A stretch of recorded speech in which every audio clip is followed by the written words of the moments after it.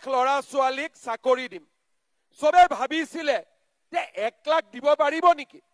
এইটোতো মিছা কথা কৈছে তথাপিতো মৰমতে ভোটটো দি দিছো কিন্তু আজি আপোনালোকে দেখিছে যে আমি 1 লাখ নহয় আমি এই মাহত যি নিযুক্তি দিম আমাৰ নিযুক্তিয়ে প্ৰায় 2 লাখৰ ওচৰ চাপিব প্ৰায় 2 লাখ লৰা ছোৱালীয়ে নিযুক্তি পাব আজি যেতিয়া মই কৈছিলো যে টকা নিদিয়াকৈ চাকৰি পাব মানুহে বিশ্বাস কৰা নাছিল যে টকা নিদিয়াকৈ চৰকাৰী চাকৰি হ'ব পাৰে নেকি কিন্তু আজি আমি অসমত প্ৰমাণ কৰিলো যে টকা নিদিয়াকৈ চাকৰি পাব পাৰি যোৱাবাৰ যেতিয়া ইলেকশ্যনৰ আগত আমি অৰুণোদয় আৰম্ভ কৰিলো তেতিয়া কংগ্ৰেছে কি ক'লে যে এইটো ইলেকশ্যনৰ আগত দিছে ইলেকশ্যনৰ পিছত বন্ধ কৰি দিব কিন্তু ইলেকশ্যনৰ পিছত অৰুণোদয় বন্ধটো নহলেই 830 টকা 1000 হল 1250 টকা হল আৰু লগত হাঁহে যেনেকে কণী পাৰে তেনেকে এইবাৰ অৰুণোদয়ৰ লগত 250 টকাৰ গেছ চিলিণ্ডাৰো লগত যোগ হৈ গল হয় না নহয় তাৰ মানে আমি যি কওঁ তাক আমি পালন কৰো বিনামূলীয়া চাউলে হওক বা আমাৰ আজি প্ৰধানমন্ত্ৰী ডাঙৰীয়াই ৰেশন কাৰ্ডত 5 লাখ টকালৈকে বিনামূলীয়া চিকিৎসাৰ ব্যৱস্থাই হওক ইমান ডাঙৰ ডাঙৰ নেশ্যনেল হাইৱে বনোৱাই হওক আমি যিবিলাক প্ৰতিশ্ৰুতি দিছিলো ধেমাজিত মেডিকেল কলেজ কৰিম আমি যি প্ৰতিশ্ৰুতি দিছিলো আজি আমি এটা এটাকৈ সকলোৰে প্ৰতিশ্ৰুতি আমি ৰক্ষা কৰিছো আজিলৈকে অসমত কোনো চৰকাৰ নাছিলে যি চৰকাৰে ৰাইজক দিয়া প্ৰতিশ্ৰুতি 100% পালন কৰাৰ বাবে চেষ্টা কৰিছে কাৰণ আমি বিশ্বাস কৰো যে ইলেকশ্যন আহিব যাব কিন্তু মানুহৰ পৰা যি আমি মৰম পাওঁ সেই মৰম বিলাকক আমি কেতিয়াও পাহৰিব নোৱাৰো আমি ৰাইজে কৰা মৰম ৰাইজে দিয়া আশীৰ্বাদ আমি নিশ্চিতভাৱে উভতাই দিব লাগিব শ্ৰদ্ধাৰ ৰাইজ আজি দিনটো মোৰ বাবে এটা আনন্দৰ দিন মই লোকসভা ইলেকশ্যনৰ সময়ত জোনাই আই মাতৃসকলক প্ৰতিশ্ৰুতি দিছিলো যে আমি আপোনালোকক ইলেকশ্যনৰ পিছতেই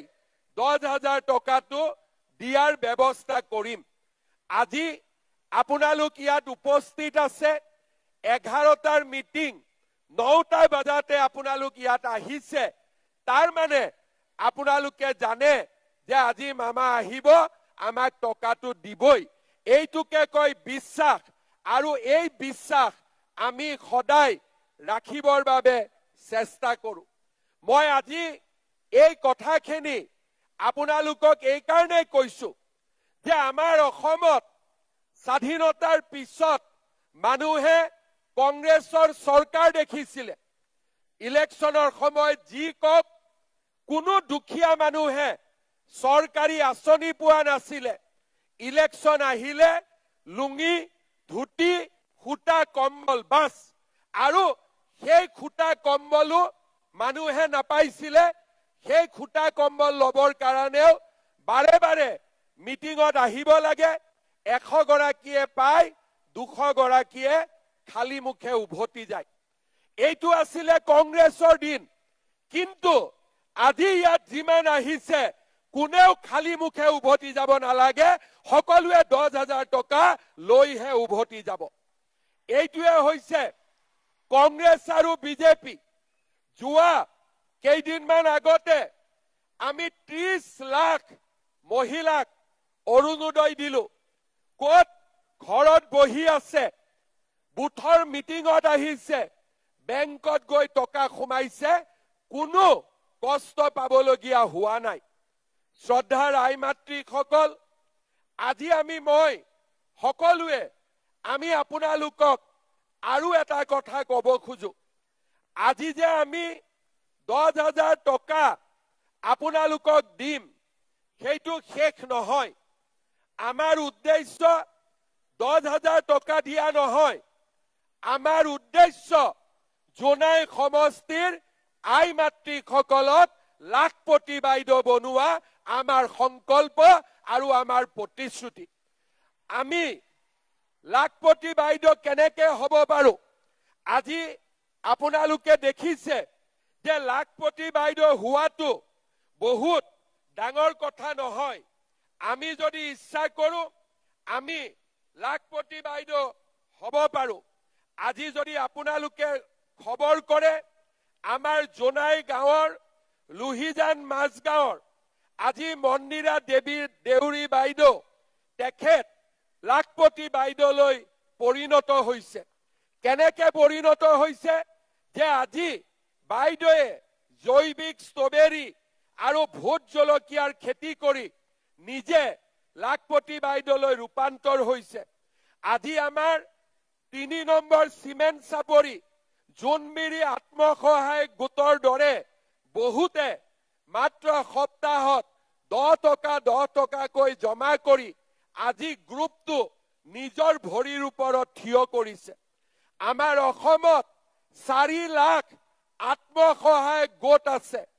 4 লাখ আত্মসহায়ক গ্ৰুপত 40 লাখ মহিলা জড়িত হৈ আছে এই 40 লাখ মহিলাক আমি লাখপতি বাইদেউ বনাব লাগে মোদী ডাঙৰীয়াই কৈছে যে মই ভাৰতত 3 কোটি মহিলাক লাখপতি বাইদেউ বনাব খুজো আৰু অসমত আমি 40 লাখ বাইদেউক 40 লাখ মাক আমি লাখপতি বাইদেউ বনাব খুজো আৰু তাৰ কাৰণে আজি আমি অসমত এটা এক প্ৰকাৰ কব গলে এটা বিপ্লৱৰ আমি সৃষ্টি কৰিছো আত্মসহায়ক গোট গঠন হোৱাৰ আগতে যিসকল মহিলা ঘৰত সোমাই আছিল আজি আত্মসহায়ক গোটে আমাৰ মহিলাসকলক বাহিৰলৈ লৈ আহিলে স্বামীৰ উপাৰ্জনত আজি আমাৰ মহিলাসকলে হাত উজান দিয়ে আৰু মহিলাসকলে স্বামীৰ কষ্ট অলপ হলেও কমাবৰ কাৰণে চেষ্টা কৰে নিজৰ লৰা ছোৱালীক শিক্ষিত কৰিবৰ কাৰণে প্ৰচেষ্টা কৰে আজি আমাৰ অসমৰ নাৰী শক্তিয়ে এক প্ৰকাৰ কব গলে গোটেই ৰাজ্যখনতে এক নতুন বিপ্লৱৰ সৃষ্টি কৰিছে সেইবাবে মই কেতিয়াবা কওঁ যে আমাৰ মহিলাসকলে ঘৰখন চলাবলৈ যিমান কষ্ট কৰে মোৰ লগত যদি আৰু টকা থাকিলেহেঁতেন মই হয়তো অৰুণোদয় আঁচনিও একেদিনাই 3,000 টকা কৰি দিলোহেঁতেন কিন্তু আজি আমি দুখীয়া দেশ তথাপিতো আজি আপোনালোকে দেখা পাইছে যে 830 টকাৰ পৰা অৰুণোদয় 1250 আৰু 250 টকা গেছ এতিয়া 1500 টকালৈকে যাবৰ বাবে আৰম্ভ কৰিছে আজি আমি 10,000 টকা মহিলাসকলক ইয়াত দিম কিন্তু 10,000 টকাত আমি ৰখি নাযাওঁ কাৰণ আমি লাখপতি বাইদেউ হ'ব লাগিব আৰু তাৰ কাৰণে মই আপোনালোকক কেইটামান পৰামৰ্শ দিব খুজিছো আজি 10,000 টকা পোৱাৰ লগে লগে আমি সকলোৱে এটা মোবাইল কিনি ল'ব লাগিব কোনে কোনে মোবাইল কিনিব কিনিব লাগিব নে নাই মোবাইল নালাগে কাক মোবাইল কিনিব নালাগে হাত দাঙকচোন আচ্ছা এতিয়া আপোনালোকে বুজি পালে যে 10,000 টকাটো দি আমি মোবাইল নিকিনো ঠিক আছে কি কৰিম আমি এই 10,000 টকা দি আমি 3টা কাম কৰিব পাৰো এক নম্বৰ এই 10,000 টকা আমি যদি গ্ৰুপত দিও গ্ৰুপত 1 লাখ টকা হ'ব আৰু 1 লাখ টকা দি আপোনালোকে যদি ব্যৱসায় কৰে বেংকেও আপোনালোকক আৰু লোন দিব। এইটো হল মোৰ প্ৰথম উপদেশ যে যিবিলাকৰ গ্ৰুপটো খুব ভাল আৰু মহিলাসকলৰ মাজত সম্পৰ্ক ভাল, কাজিয়া পেচালো নহয়, তেনেহলে 10,000 টকাটো গ্ৰুপত দিয়ক, 1 লাখ টকা হ'ব আৰু 1 লাখ টকা দি আপোনালোকে বহুত ধৰণৰ ব্যৱসায় কৰিব পাৰিব আৰু বেংকেও আপোনালোকক বেছিকৈ লোন দিব। 1 নম্বৰ। 2 নম্বৰ, যে নহয়